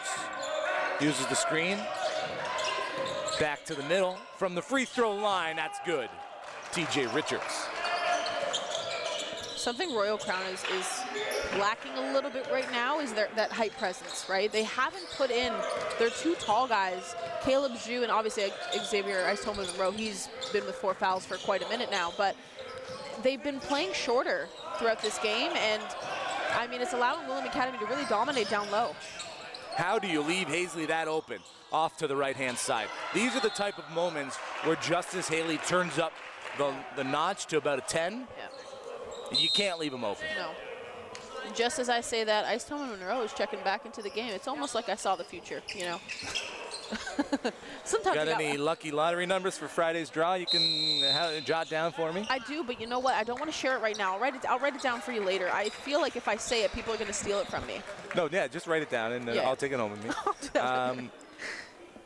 So again, another start to a quarter and another, jab by the Vikings here to create some separation, 11 points. What's it going to take to hold on to that lead? They need to keep playing consistent team basketball, I think is the main thing as well, because right now Royal Crown, they're kind of just going down on offense, and whatever sticks, and whatever play Hazley's kind of able to draw up is where they're going. But there's no one really taking charge, I want to say. Like, we obviously, Hazley's going to be the immediate playmaker, but there's no secondary option, and there's honestly no third option for them to go to, at least for right now that we're seeing in the fourth quarter. The entirety of the game, and I want to say, honestly, they won that third quarter. They were very consistent, even in the second. So right now, William Academy's outplaying them, relying on that team basketball, relying on the fact that they have multiple players at their disposal that they can use, and they're catching Royal Crown watching on a lot of those plays.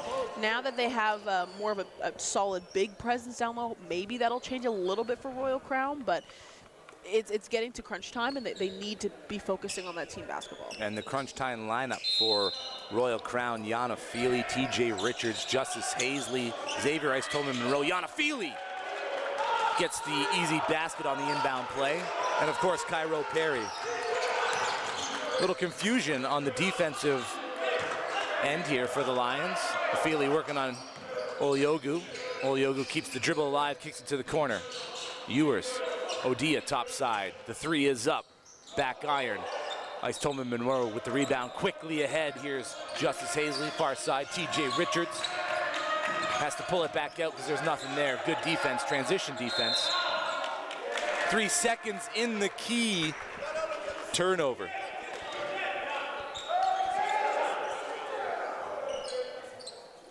Sometimes when you want it so badly, honestly, your brain kind of turns off to the fact of how long you've been in the key for, but I mean, I can guarantee he won't make that mistake for the next transition down. It's Ewers with it over the timeline. Picked up by Hazley. Trust Odia. Not going to shoot the three there. McKeer kicks it. Cabella finds a lane. Got the dump off. Odia blocked at the top by Cairo Perry. It's a 2-on-1. Hazley keeps the whole way. Two-handed slam. Wow. Defense to offense, and that's how it's done. Look out. It's Justice Hazley time. I didn't think a human being could jump that high. He went horizontal Yeah. underneath the basket. Cabella poking, prodding, nothing there. Ewers trying to do the same. 5 seconds on the shot clock. Oliogu, can he bail them out? Mid-range jumper, a little too strong. Shot clock violation. Keone Sacco, Tristan Darko back in. Ewers and Odia to the bench.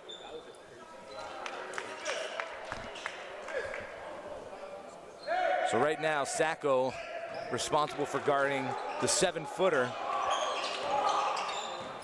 It's a big task. Is he up to it? Cairo Perry in the corner, working baseline. Kicks it back to the near wing. Afili, corner 3. No. Oliogu comes away with the rebound. Gets around the primary defender, moving downhill. Darko back into the lane. Fouled, and going to the free throw line is Tristan Darko. Foul goes on Cairo Perry, his 3rd.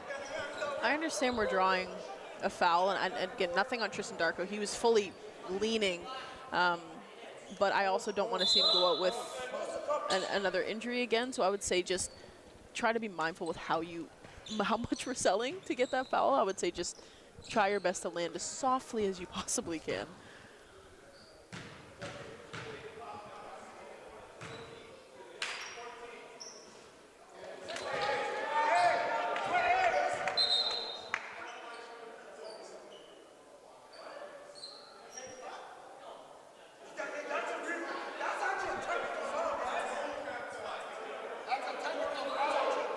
Cairo Perry being told he cannot clap as a distraction technique. You can easily get around it if he said he was just like trying to hype up his team, but if it's ever so slightly timed with the shooting of Darko from the foul line, I can see how it could get called. Darko misses both. Perry with the rebound. The Lions stuck 7 here, 5:30 left in the 4th quarter. Hazley wants a screen from Ice Tolman Monroe, gets it. Poking, prodding, nothing there. Good defense by William Academy. Gonna try the other side. Into the corner. Nice jab step, move to the basket. TJ Richards, tough bucket. Man, that was a complex play. Jab step, and then his twisted body. Very athletic. That was good on Richards to kind of get that off. What I will say, though, is the 3 times that they tried to set a screen, Ice Tolman Monroe didn't actually hit the defender that was guarding Hazley.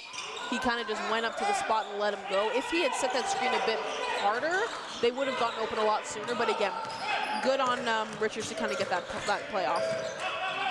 Darko accepts the pass on the far wing, looking down low for Sacco. Threads the needle to the top side. Cabella, charge. Cairo Perry had his feet set.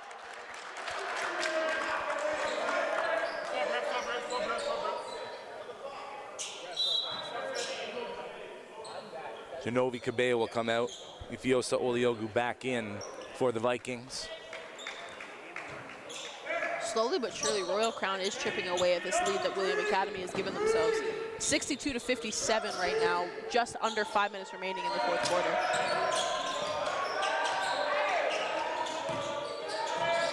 Royal Crown on the far side. It's Cairo Perry looking for the big man down low. Hounded.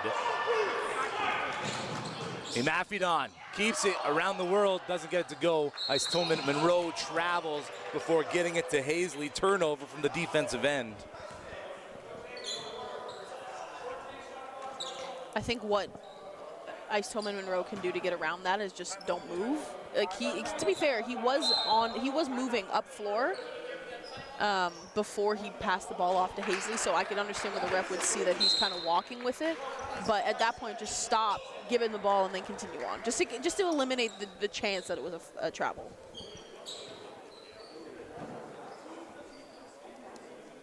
We've got a back and forth game here in the 4th quarter. Quicker pace, a little bit frantic. You know, the Lions doing a good job of poking and prodding on either side, trying to find the mismatch, whether it be a switch on Ice Tolman Monroe or if there's a lane on the pick and roll. But they haven't been able to consistently score at the rack. The second and third chance opportunities aren't there here in the 4th quarter for them. Credit William Academy for doing some good defensive work and defensive rebounding. And I know they haven't tried it yet, But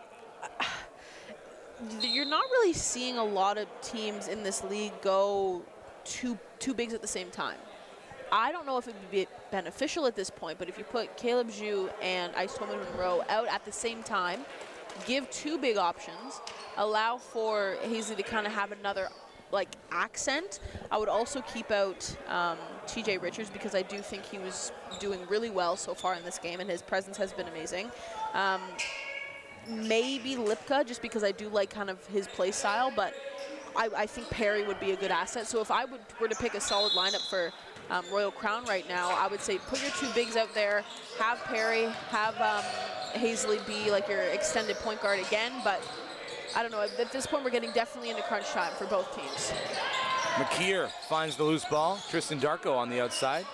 Back to McKeer, and the ball finds its way to Oliogu. 7 seconds on the shot clock. He's gonna dial it from the middle of the floor off the front of the iron. Kick ball, but not called. And McKeer corrals the loose ball. They're gonna reset at the top. Oliogu working downhill. Nice step, backboard, and good. Weaving through 3 bodies and finding a lane. Ifeosa Oliogu getting it done.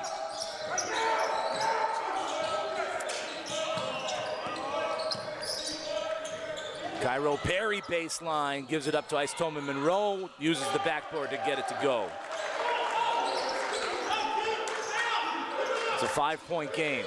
The Vikings lead, 3:35 left in the 4th quarter. Oliogu just over the timeline. Sacco, handoff to Oliogu. Euro stepping into the lane. Here comes Walters the other way. 1 to beat. Good job getting a hand on it. Offensive goaltending.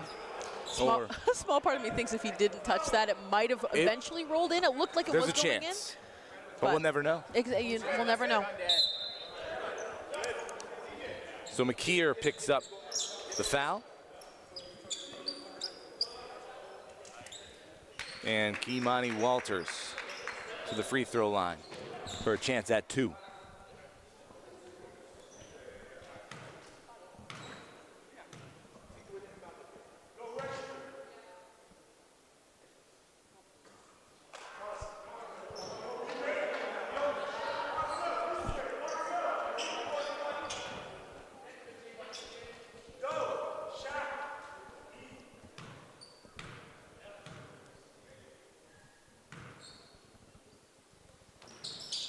Walters 1 for 2 on the trip. Cabella accepts the inbound pass. Lots of pressure here from the Lions. Darko in the front court accepts the pass, puts the rock to the deck. Knocked loose. Out of bounds. And there was a 3-on-2 opportunity there for William Academy.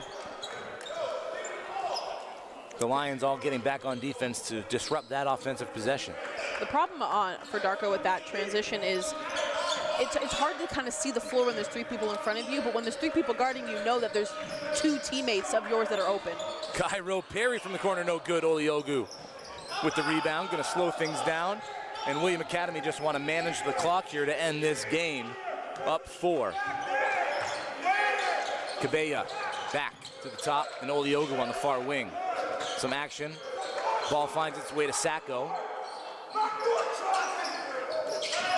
Oliogu gets a step back 3, no. Hazley slowly traipsing up the left-hand side. Burst of speed, finds Ice Tolman Monroe, going away from the basket.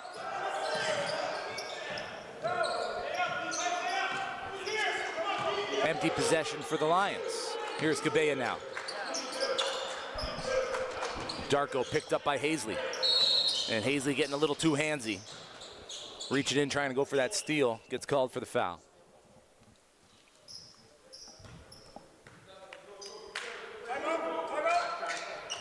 So Hazley picks up the foul. Timeout called William Academy.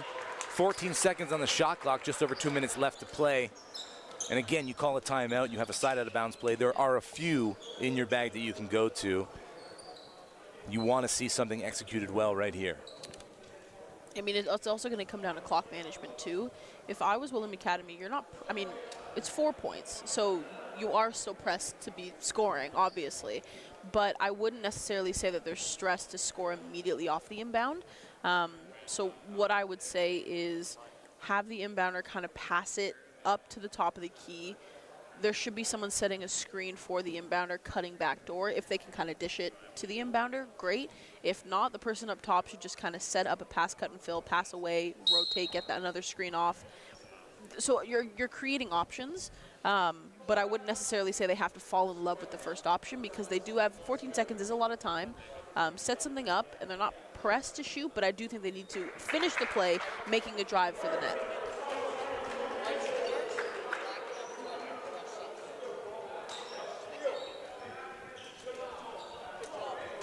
Side out of bounds, Vikings ball. Just past the timeline. Cabella will take it out.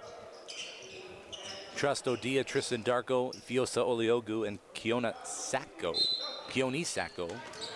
on the court for the guys in white. It's Oliogu in the corner. Uses the screen from Trust Odia. Double teamed, and there's a foul at the timeline.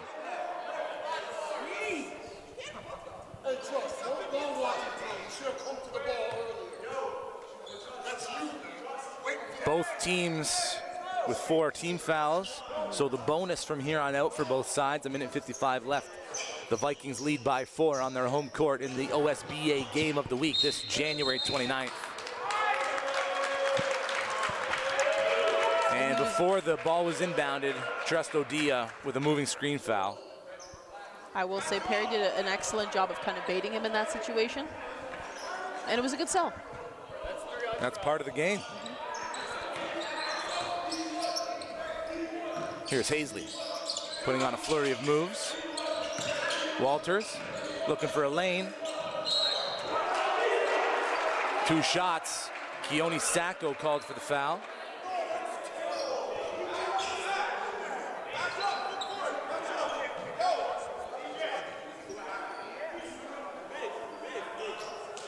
Who was the foul line, ref? Who was the foul line? Who was the foul line? No one reported.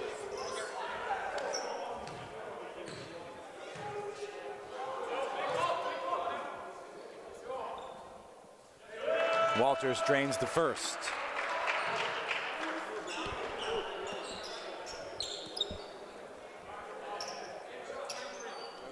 That's 4, that's 4, that's 4.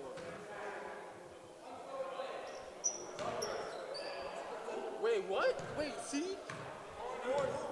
20, who do you see? Drains the second as well, and now the Lions stuck 2. Pressure in the inbound.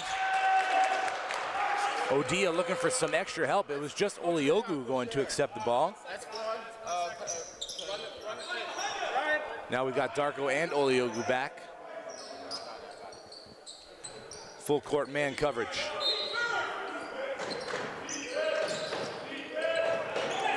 Darko throws it away. Walters kicks it out. Richards steps back, looking for a lane inside. Hand off. Going up at the top, blocked by Oliogu, but kept alive on the baseline by Walters. Here's Hazley. Hazley into the lane. Right-handed. Doesn't get enough on it. Cabello with the rebound. Two opportunities squandered for the Lions. Odd man rush the other way. Foul over the timeline. Yana Feely. Otherwise, Keone Sacco had a straight drive to the basket.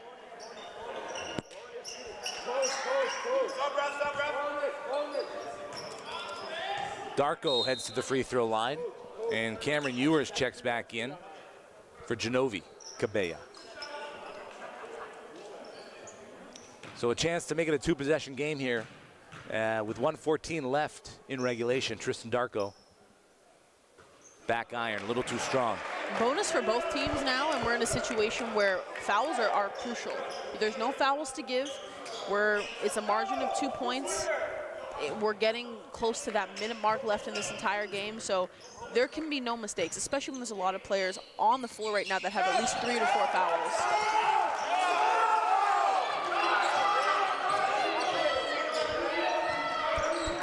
Hazley over the timeline. Into the lane. Met at the top by Oliogu. And Hazley back out on the perimeter. Hazley's everywhere. Walters, feet set, threes up, back iron, no. Afili trying to corral the rebound, does. Here's TJ Richards up at the top. Darko with contact on the arm, trying to poke the ball away. Coach JR. That's 4 on Tristan.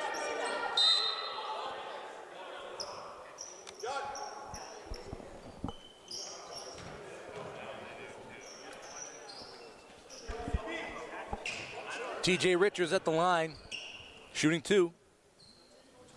First one through.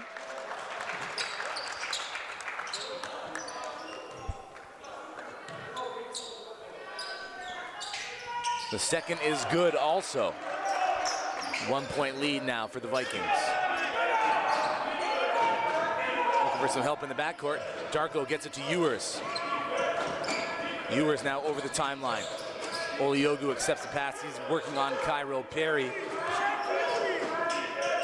Keone Sacco tries to beat Walters. Nice step through, blocked at the top by Afili. Good patience to stay down. I was going to say, that's exactly how you have to play it, especially when you're in a position where it's close on both sides. You don't have a foul to give. Have the person from behind draw it, you know, and that was a beautiful block. So we're in another situation where William Academy have it on the baseline out of bounds, 9 seconds on the shot clock. Everybody on the court needs to know that so they don't come up empty-handed like they did in the third quarter. I would say, I mean, I know I've kind of been a proponent of when I mentally draw up plays, I say to kind of take your time and bring it to the top. I wouldn't in this case because everything's kind of to your benefit. I mean, 9 seconds on the shot clock, regardless of whatever the foul is, you're going to bonus, you're going to the line. I would say just drive it down low. The problem is, though, is that Royal Crown, to kind of adjust to that, is they could just position their players down low and just say stand straight up, don't move. But you're also risking them making the basket. So what I would do if I was William Academy is I would kind of set up like a stack system, screen up, people kind of split off left and right. You're either going to have one of the passes in, and then as soon as whoever gets the ball drives into the net. I would have that. Now let me ask you this. Would you ever as a coach just say, foul them, send them to the line, take the chance that they'll miss the free throw, you get the possession back? I think it depends on who it is, but to be fair, a lot of people have been missing free throws in this game. So if you want to take that chance, you do a quick foul, don't waste a lot of time, I would do that. Oliogu spinning into the lane, nothing there. Afili comes away with it. Scratch that, it's Richards, Hazley off the backboard and through.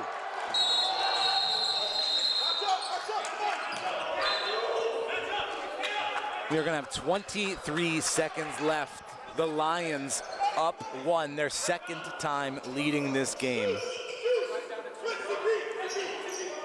So shot clock is off. William Academy with one final possession.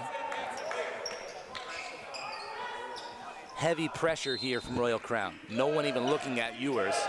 Oliogu double teamed.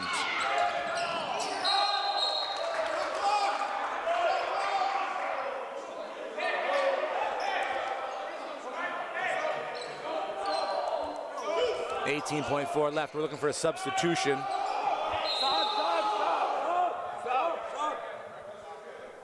Genovi Cabella checking in. Cameron Ewers will head out. I think right now they're trying to decide on if there was an extra second to give on the shot clock and if the shot clock should be deducted or if it's game clock. In my personal opinion, I'm pretty sure the game clock was accurate.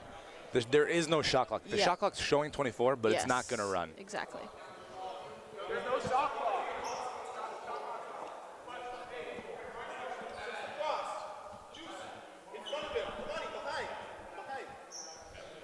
So there's 2 Vikings in the backcourt, 2 Vikings in the front court.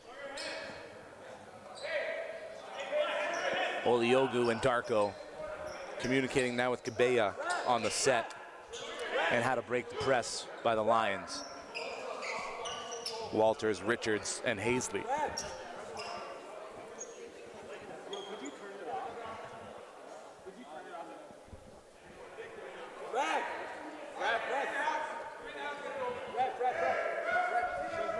The Vikings only have 3.5 seconds to get it over the timeline.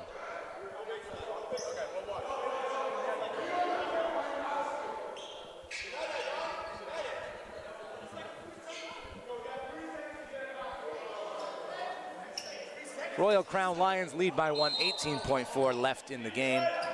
The Vikings have 3 seconds to get it over the timeline. Darko gives it away. Walters right there.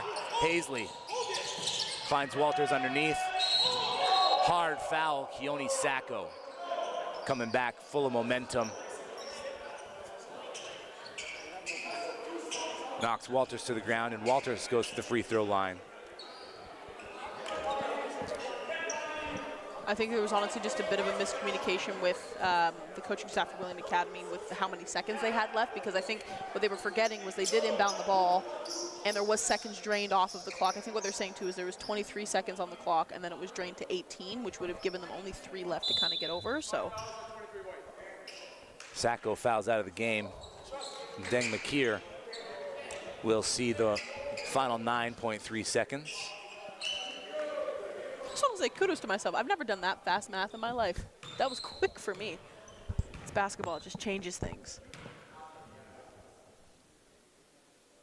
Walters misses the first, still a 1-point game. And it will be a 1-possession game. William Academy should have the final possession, should they be able to inbound it cleanly. No timeouts left for the home squad.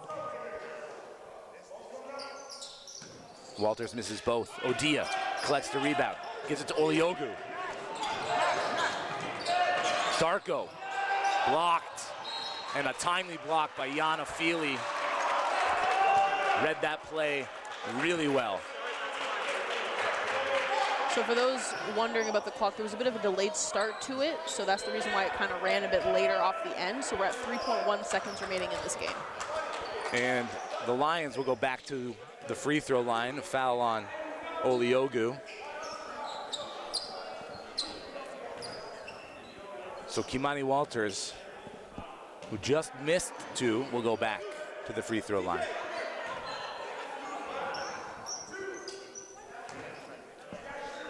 .1. Crazier things have happened.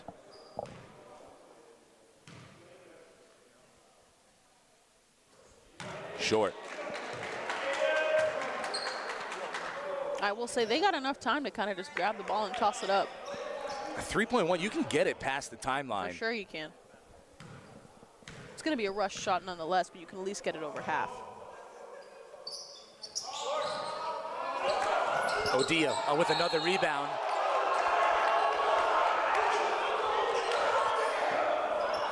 You look at the face. Knocked out of bounds by Hazley. Looking at the face of Hazley too, I think he kind of knew that he got away with one a little bit.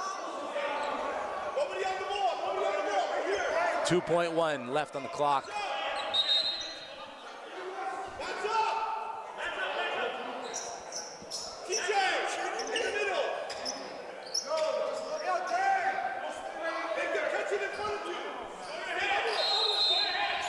Darko takes it out on the baseline. 2.1 left in the game.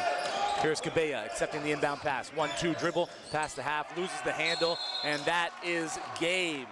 William Academy drop the Wednesday night game of the week, and for the second time in as many contests against Royal Crown, fall. This one, a 1-point victory, a 1-point loss that, again, felt like it could have come down to free throws. Very hard-fought battle for both sides. Great performances. Cameron Ewers with a great first half. Justice Hazley turning it on when he needed to for Royal Crown. And Royal Crown improve to 8-1 and maintain that top position in the OSBA Men's East Division. William Academy back to 500. 4 wins, 4 losses. Final thoughts, Sydney. I was going to say, JJ, you kind of said it for me. This game did come down to fouls. And I know that we didn't have the specific numbers in front of us, but if we were keeping it, I think what lost William Academy this game is they missed a lot of fouls earlier in the game. And it's unfortunate when it comes down to a scoreline as close as this, but they're not going to make that same mistake again about not being so efficient with those free throws. And honestly, I feel like as close as this game was, it would have been more of a deciding factor if both teams equally were making more of their shots. But again, hard-fought battle from both sides. Both of these guys should have nothing to be ashamed of. It was a solid effort. It's just, you know what, Royal Crown just kind of got the edge out at the end. Well, thank you for tuning in. We appreciate you viewing us here on OSBA TV on YouTube. This is a production of Sport Canada TV. For Sydney Holmes and everybody here and the production squad, I'm JJ Evison. Thanks for tuning in. We'll catch you on the next OSBA game of the week.